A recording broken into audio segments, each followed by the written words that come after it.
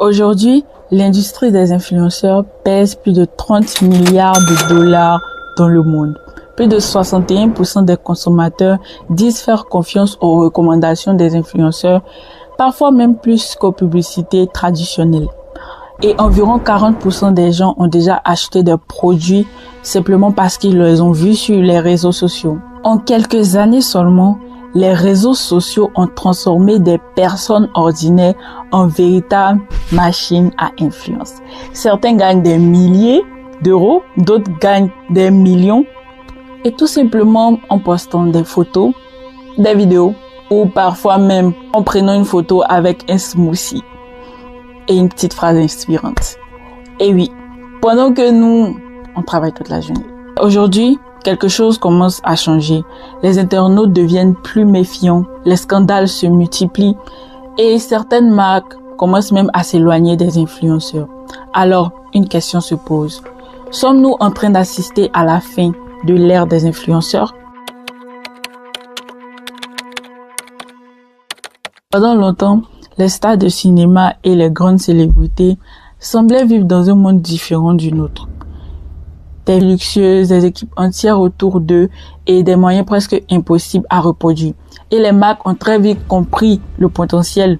Au lieu de payer une publicité à la télévision, elles ont commencé à payer des créateurs de contenu pour parler de leurs produits. Et le résultat fut énorme. L'industrie du marketing d'influence est devenue l'une des plus puissantes stratégies de marketing dans le monde. Et évidemment, quand l'argent arrive, tout le monde veut sa part. Très vite, tout le monde a voulu devenir influenceur. À un moment, on avait l'impression que chaque personne avec un téléphone, un trépied et une caméra ou une ring light devenait influenceur. Mais avec cette explosion, un nouveau problème est survenu. Mais avec le succès, quelque chose a changé. De plus en plus, les influenceurs ont commencé à promouvoir tout et n'importe quoi. Des thés détox, des compléments miracles, des applications douteuses, des crypto-projets dont personne ne comprenait vraiment le fond ou le fonctionnement. Un jour, tu vois une vidéo, ce produit va changer votre vie. Le lendemain, cette application va changer votre vie. Et la semaine suivante, cette formation à 999 € va changer votre vie. À ce rythme-là, notre vie aurait dû changer déjà au moins 40 fois. Le problème, c'est que beaucoup de promotions n'étaient pas honnêtes. Certains influenceurs recommandaient des produits qu'ils n'utilisaient même pas. Petit à petit, les internautes ont commencé à s'en rendre compte. Et cette méfiance grandissante a commencé à transformer la relation entre les influenceurs et leur public. Cela nous a donné un phénomène qu'on appelle aujourd'hui l'influenceur fatigue. Ce terme décrit une réalité plus visible. Les utilisateurs commencent à se sentir saturés par la quantité de publicité et de recommandations des produits sur les réseaux sociaux. Certains grands influenceurs qui comptent parfois des millions d'abonnés publient constamment des posts sponsorisés. Les gens commencent à se demander, est-ce que cet influenceur recommande vraiment ce produit?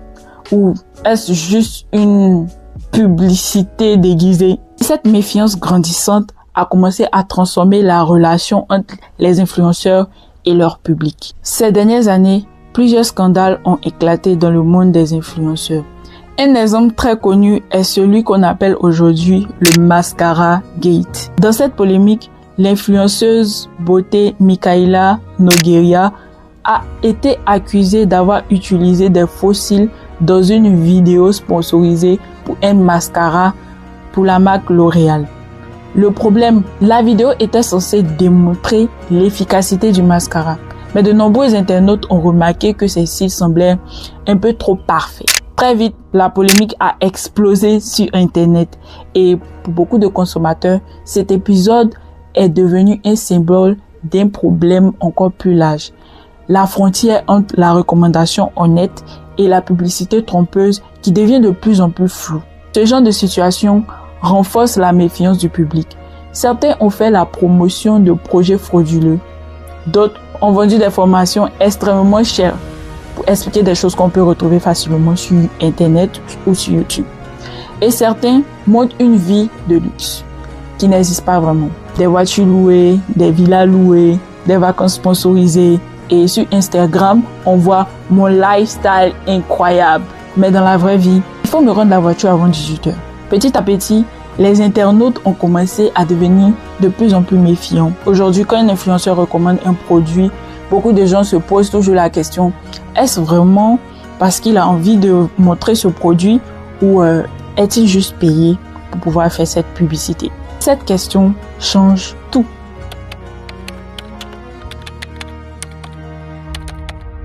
Les entreprises ont commencé à remarquer ce changement. Pendant longtemps, les marques cherchaient surtout les influenceurs avec le plus grand nombre d'abonnés possible. Mais aujourd'hui, beaucoup d'entre elles préfèrent travailler avec les micro-créateurs, des créateurs avec 5 000, 10 000, voire 50 000 abonnés. Pourquoi? Parce que ces créateurs ont souvent une communauté plus engagée et plus fidèle. Les abonnés leur font confiance. Surtout, leurs recommandations semblent être plus naturelles. Parce que honnêtement, quand tu te dis, les gars, j'adore ce produit, alors que c'est carrément la première fois qu'il a utilisé, ça se sent. Mais attention, tout ça ne veut pas dire que la création de contenu est en train de disparaître. Aujourd'hui, les gens préfèrent plus quelqu'un de simple et honnête que plutôt une personne qui semble parfaite tout le temps. Parce que soyons honnêtes, personne ne se réveille le matin avec une lumière parfaite, un smoothie parfait et un mood parfait et une motivation de ouf à 5 h du matin tous les jours. La réalité est souvent un peu différente. Alors, est-ce la fin de l'ère des influenceurs? Peut-être pas. Mais une chose est sûre, l'époque où il suffisait d'avoir des millions d'abonnés pour vendre un produit est probablement terminée. Aujourd'hui, les internautes sont plus attentifs, plus critiques. Et dans ce nouveau monde, seuls les créateurs les plus authentiques réussiront. Parce qu'au final, sur Internet, comme dans la vraie vie, la confiance reste la chose la plus importante. Merci d'avoir regardé cette vidéo et on se retrouve pour la prochaine vidéo. Abonne-toi, like et partage.